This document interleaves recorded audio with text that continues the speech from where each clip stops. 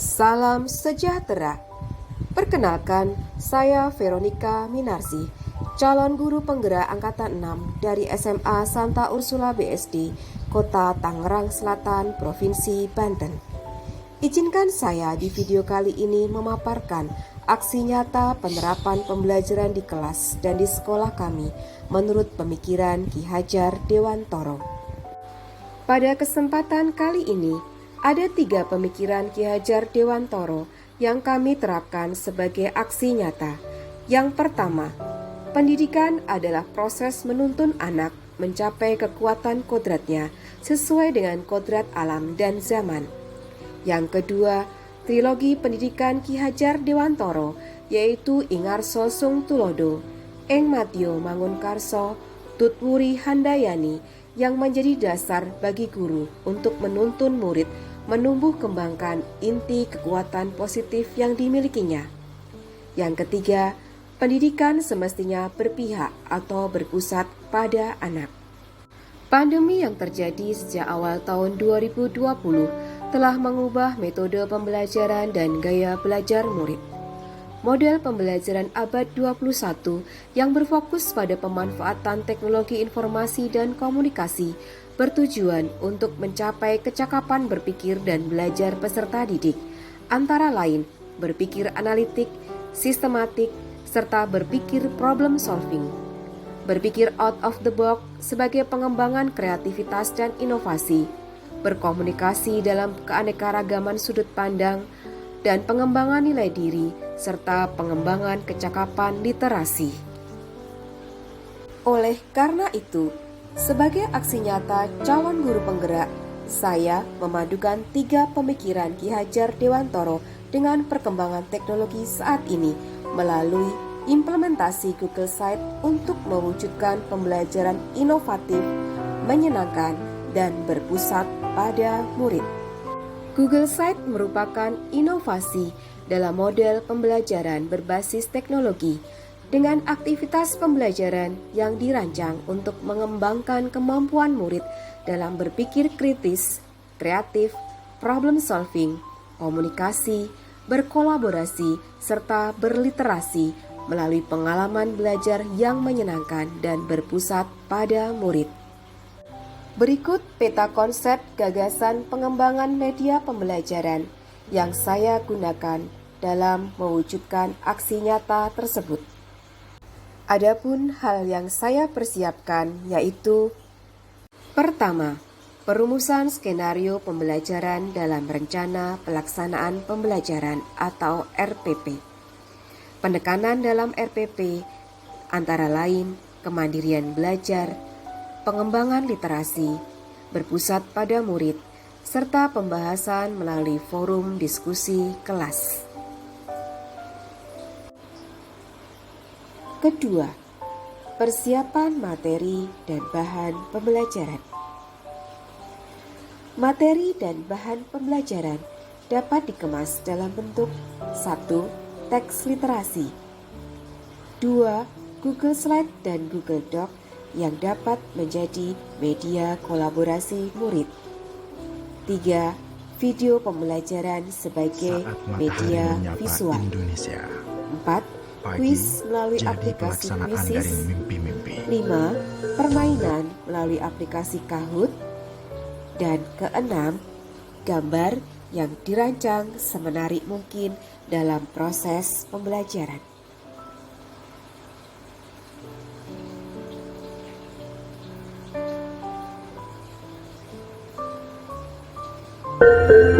Saat matahari menyapa Indonesia, pagi jadi pelaksanaan. Ketiga, merancang aktivitas pembelajaran yang disesuaikan dengan tujuan pembelajaran yang terkoneksi dengan aplikasi Canva, Padlet, Google Slide, Google Doc, Google Spreadsheet, Google Classroom, dan Quizzes, serta pengembangan kemampuan literasi peserta didik seperti literasi data, digital, dan humaniora. Keempat, penyusunan Google Site pembelajaran.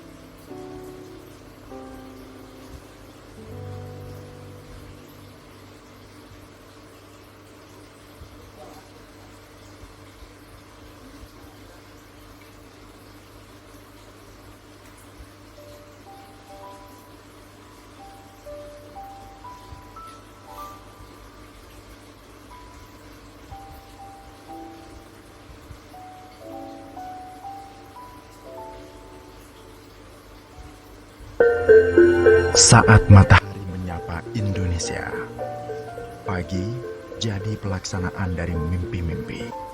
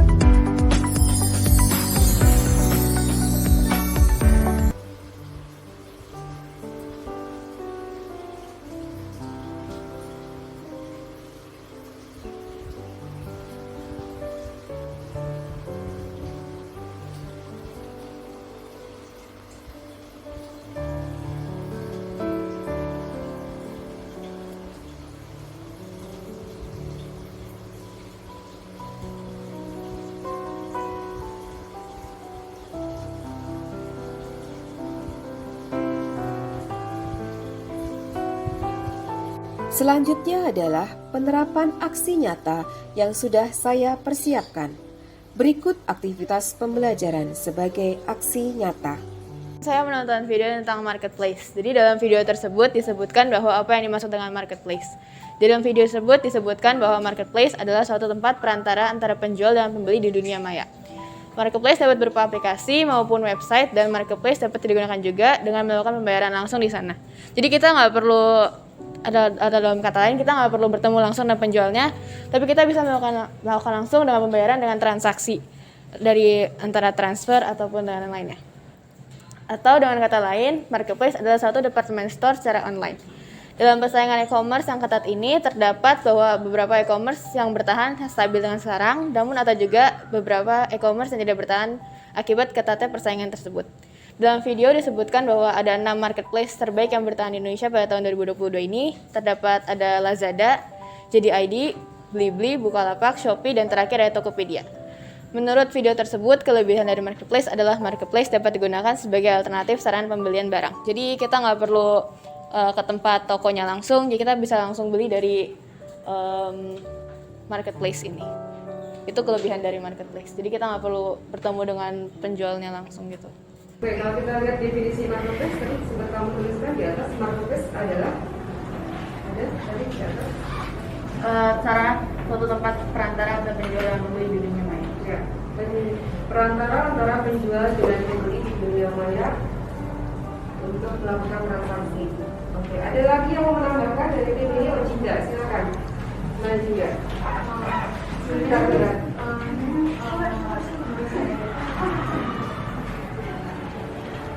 Sebenarnya menurut saya ini untuk video terakhir ini sudah sebagai seperti rangkuman dari keempat video yang lainnya. Untuk menambahkan dari penjelasan Fania sih, saya pengen rephrase saja untuk kalimat terakhirnya, yaitu kelebihan dari marketplace adalah marketplace dapat digunakan sebagai alternatif sarana pembelian barang yang bersifat lebih kondusif dan efektif dibandingkan dengan pembelian dan kegiatan jual beli secara langsung, di mana khusus untuk customer yang memiliki keinginan untuk tidak melakukan kegiatan keluar untuk melakukan proses jual beli, alternatif ini justru lebih kondusif. Sekaligus juga bila ada kekhawatiran dari customer yang masih takut untuk melakukan jual beli secara online, marketplace ini bisa menjadi solusi yang baik karena mereka bisa dipertanggungjawabkan kalau tidak ada terjadi kesalahan dari dalam transaksi atau dalam proses jual beli itu sendiri. Oke, terima kasih Jingga. Jingga melihat bahwa marketplace ini menjadi salah satu inovasi dalam dunia perdagangan ya, transaksi, di mana bisa menjadi pilihan yang lebih efektif karena itu bisa membuang batas waktu, tempat, bahkan juga lebih leluasa dalam transaksi dan juga mendapatkan perlindungan di dalamnya. Ya, oke, terima kasih. Jadi merupakan kesimpulan dari semua 4 video yang kita lihat kemarin ya, dan kita coba rumuskan satu persatu. Oke, terima kasih Jingga. Ya, terima kasih Fania.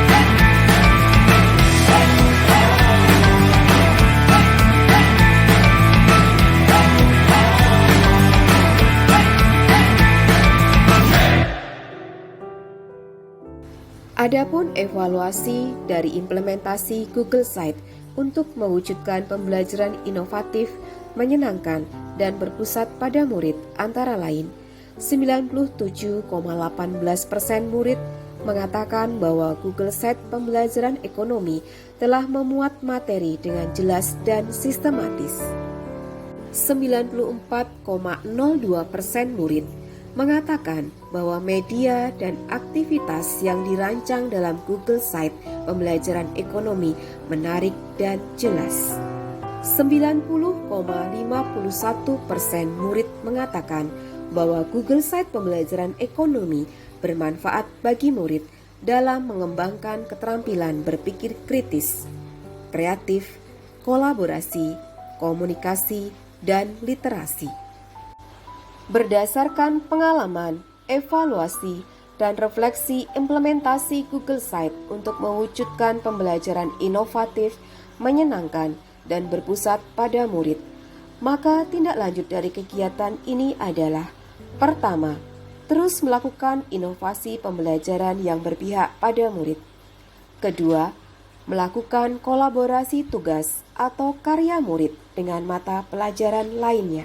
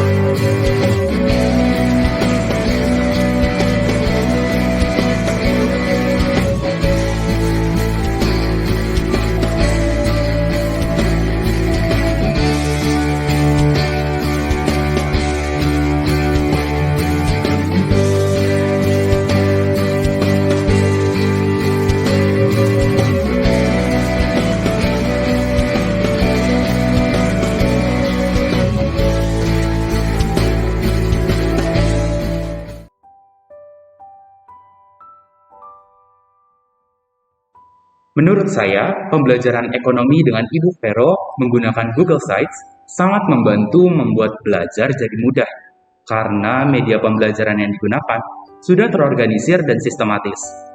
Segala jenis materi hingga lembar kerja siswa sudah terkumpul dalam Google Sites, dikelompokkan dan disusun secara runtut, sehingga mudah untuk ditemukan, dibaca, dan dipelajari. Google Sites milik Ibu Vero itu memiliki daya tarik tersendiri bagi saya. Penampilan materi yang dihias sedemikian rupa dan dukung bantuan visual membuat materinya lebih menarik untuk dilihat dan mudah dipahami. Selain itu, Google Sites Ibu Vero juga terintegrasi dengan berbagai handout berupa PDF, video, artikel, dan yang paling menarik ada proyek-proyek kolaboratif. Contohnya, saat kami sekelas diajak berdiskusi dan mengisi tabel, rumus, dan kurva dari materi Gosen 2. Setuju banget. Kalau menurut saya, salah satu proyek yang paling unik dan memorable banget adalah ketika kami diajak percobaan makan-makan sampai kekenyangan untuk membuktikan konsep Law of Diminishing Marginal Utility. Kami juga selalu diajak untuk menemukan konsep-konsep ekonomi dari hasil diskusi dan pemikiran kelas sendiri, dibanding belajar langsung dari buku saja, sehingga daya nalar kami terus dikembangkan. Ada kalanya juga Bu Vero mengajak murid untuk membuat Google Sites-nya sendiri. Walaupun saya sampai menghabiskan banyak waktu, tetapi saya jadi belajar literasi teknologi, terutama cara menggunakan fitur-fitur Google Sites. Selain pembelajaran menggunakan Google Sites, ciri khas lain yang paling dikenal dari pembelajaran Ibu Vero itu adalah sistem poin keaktifan. Apresiasi Bu Vero terhadap keaktifan di kelas memacu saya untuk proaktif dan berinisiatif melakukan eksplorasi secara mandiri. Nah, itulah hal-hal yang membuat kami antusias belajar ekonomi bersama Ibu Vero. Perkenalkan, nama saya Sudo Gumorjati. Saya merupakan rekan kerja dari Ibu Vero dari bidang studi IPS SMA Santa Ursula BSD. Saya melihat pekerjaan yang sudah dibangun oleh Ibu Vero dari Google Sites. Beliau mengembangkan Google Sites dalam pembelajaran ekonomi merupakan terobosan yang sangat baik, sehingga yang pertama mempermudah dalam penyaluran ilmu pengetahuan kepada para siswa atau para peserta didik. Yang kedua, inovasi-inovasi yang dibangun Bu Vero ini menjadi bentuk dari kreativitas guru SMA Santa Ursula yang secara tidak langsung menjadi pemicu atau menjadi trigger bagi para guru-guru lainnya untuk semakin aktif dan semakin berpikir kritis, sehingga kami secara tidak langsung tertarik untuk mengembangkan pembelajaran lewat Google Sites. Dari inovasi-inovasi yang sudah dibangun dari Bu Vero ini menjadikan kami, para guru-guru di SMA Santa Ursula, terinspirasi untuk bergerak bersama untuk mengembangkan pendidikan lewat aplikasi Google Sites ini. Google Sites memang berhasil dikembangkan Bu Vero dalam metode pembelajarannya, sehingga dari pengembangan-pengembangan inilah kami, para guru-guru, khususnya di guru-guru bidang studi IPS, menjadi termotivasi untuk mau belajar dalam pengembangan diri dan pengembangan pembelajaran. Sekian dari saya. Terima kasih. Semangat untuk Ibu Vero. Tuhan memberkati. Terima kasih, salam dan bahagia.